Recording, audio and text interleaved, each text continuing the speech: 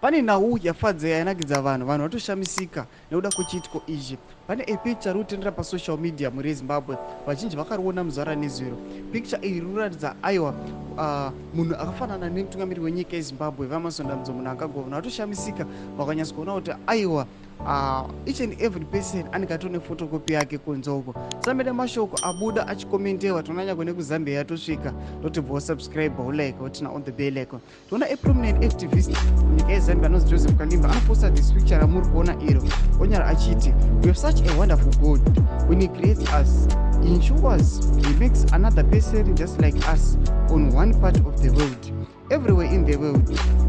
Anobanyora nelanguage yekuZambia yebhemba. Saka anopaposta picture iri tonyasoratidza kuti vanhu vari shocked nethis picture, vanyatsa kuona kuti aiwa munhu akanyatsa kufanana nemutungamiri wenyika. Mumwe anyora achiti this dude looks like President Emerson Mnangagwa.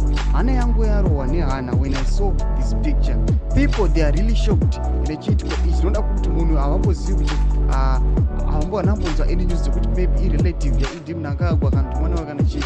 People they are just shocked kuti aiwa kunyange ari mwana wake but kufanana kwavazoita vazonyanyisa chaizvo chaizvo. Ngotudze mafungiro enyu munoti kudii pamusoro pepicture iri. Aiwa pinai mucomment section medu ngotudza mafungiro enyu. Musangano subscribe like pauchete on the bell icon.